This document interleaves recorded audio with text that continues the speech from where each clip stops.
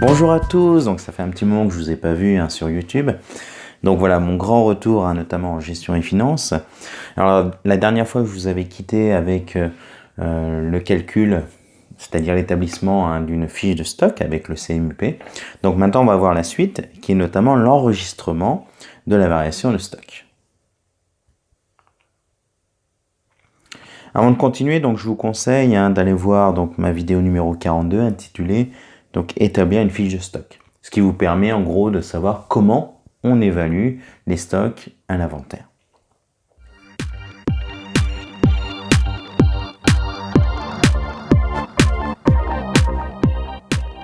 Commençons bien sûr, comme d'habitude, avec le modèle d'écriture. Donc voici comment on enregistre la variation de stock. Donc cela se fait en deux étapes.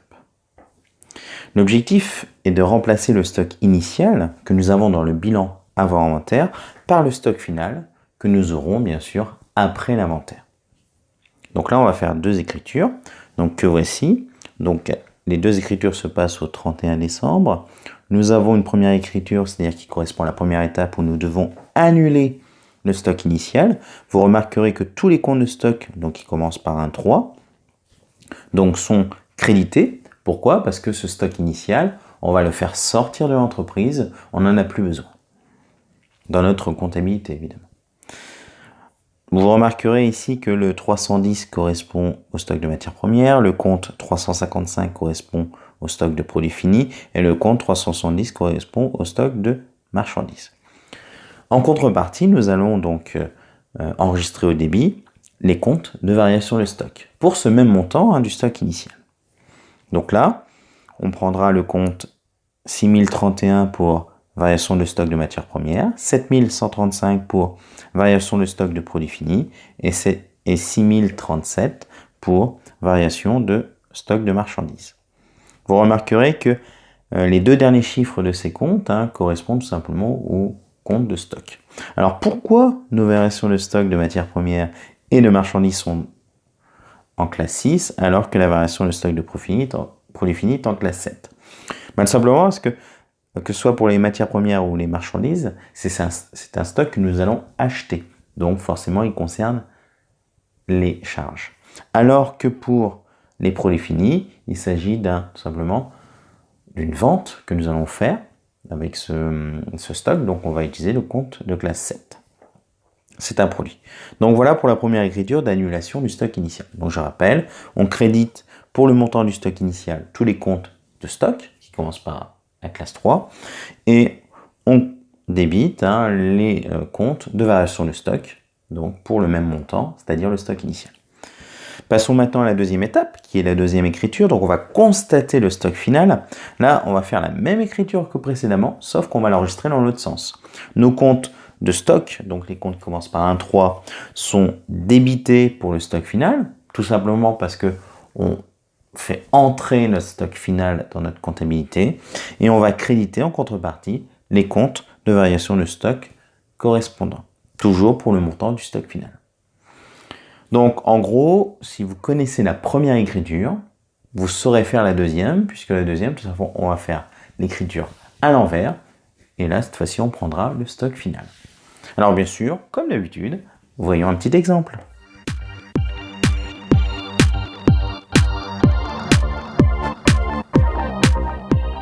On va prendre donc l'exemple de votre entreprise. Donc là, vous avez tout en haut à gauche l'extrait du bilan au 31 décembre de l'année N-1. Donc là, il s'agit tout simplement de la valeur de nos stocks que l'on avait à la fin de l'année dernière. Donc ça veut dire que ça correspond à nos stocks stock initial. Donc si on prend l'actif circulant, donc on voit bien qu'on a un stock de matières premières pour 15 796 €. Nous avons un stock de marchandises pour 27 846 € et un stock de produits finis pour 36 557 €. Donc je vous rappelle, il s'agit là, dans ce bilan, des stocks initiaux. Ceux que l'on a, par exemple, au début de l'année. À droite, donc je vous ai mis que les fiches de stock vous ont permis d'évaluer les stocks au 31 décembre N. Donc là, il s'agit des stocks finaux. Donc là, on s'aperçoit qu'on a un stock de matières premières qui est évalué à 2653, Alors, petite parenthèse, c'est le même montant qu'on a retrouvé dans la vidéo numéro 42. Ensuite, nous avons le stock final de marchandises qui vaut 29 404 et le stock final de produits finis qui vaut 32 106 euros. Donc là, on va faire notre première étape qui consiste à analyser annuler le stock initial.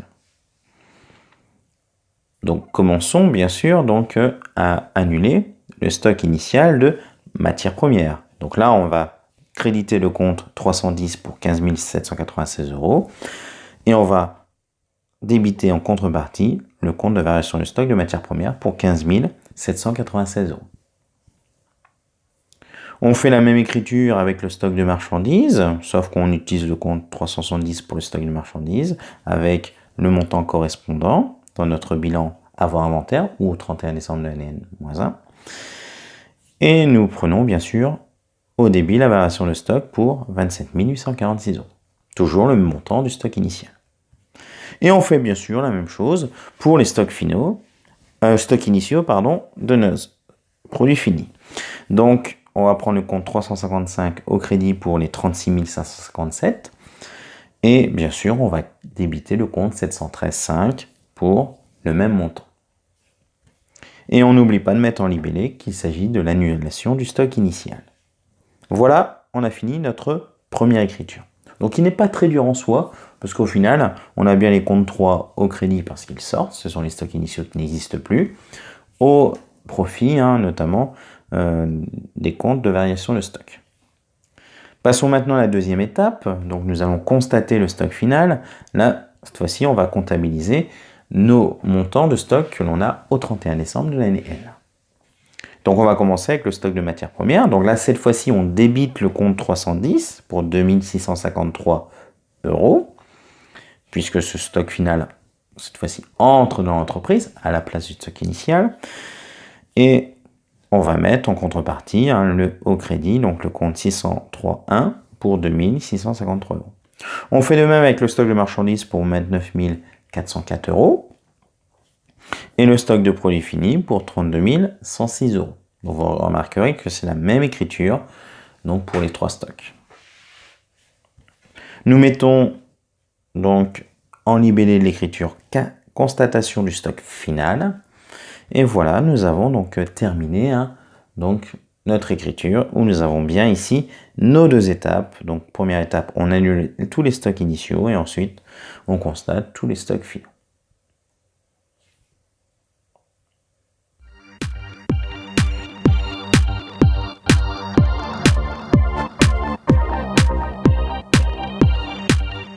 Alors maintenant, comme d'habitude, voyons les incidences sur le compte de résultat et le bilan. Alors vous remarquerez que là, je vais prendre les deux écritures en parallèle, puisque nous avons des comptes similaires dans les deux écritures, autant faire qu'une seule incidence.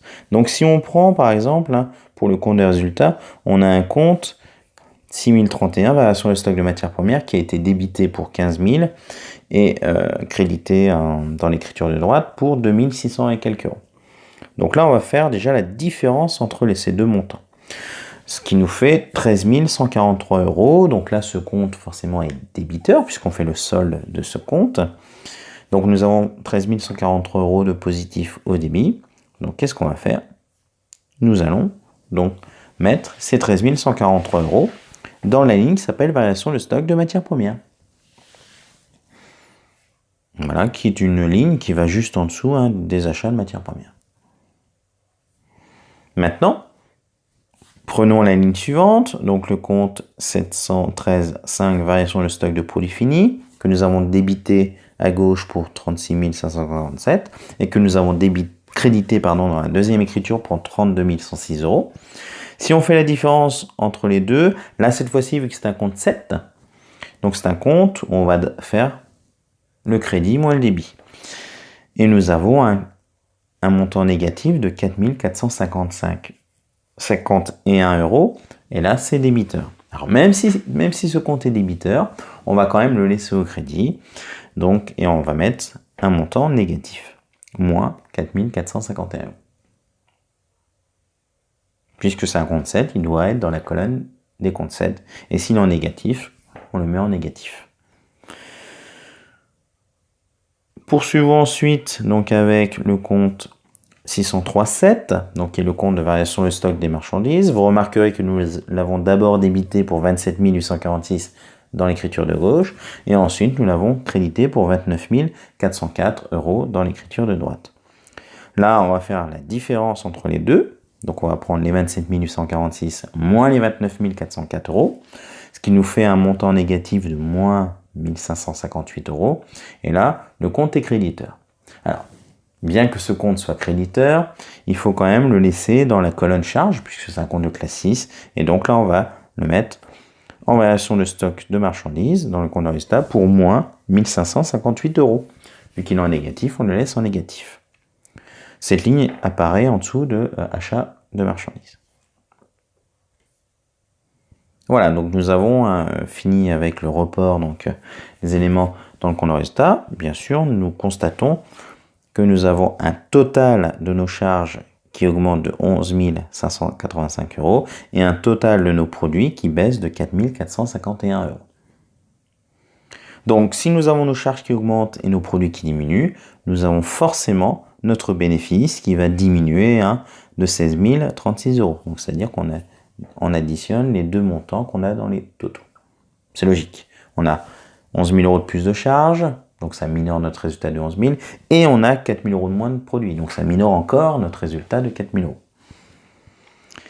Ces 16 036 € donc de diminution vont être reportés au passif dans les capitaux propres, dans la ligne résultat d'exercice. Bien sûr, il nous faut une contrepartie, et donc là, on va prendre tous les comptes donc de classe 3. Nous nous apercevons que nous avons donc crédité dans la première écriture donc les 15 000, les 36 000 et les 27 000 €, et nous avons débité donc 2 000, 32 000, 29 000 € dans les comptes de stock dans la deuxième écriture. Donc ce qui fait qu'au final, le compte de stock vont baisser aux 16 036 €. C'est logique, nous avons 16 036 € qui partent davantage par rapport à tout ce qui est rentré. Alors, la logique voudrait, sera juste quand même une petite parenthèse, la logique veut que normalement dans le compte de résultats, nous avons la colonne brute, et là nous mettons le montant du stock final. Nous avons donc forcément annulé le stock initial, nous avons constaté le stock final. Donc ce qui fait qu'au final, notre stock a diminué de 16 000 €. Donc nous voyons bien ici que les deux totaux, que ce soit l'actif ou au passif, ont tous les deux diminué de 16 036 €. Donc voilà, donc la comptabilisation de nos stocks nous a fait perdre 16 036 €.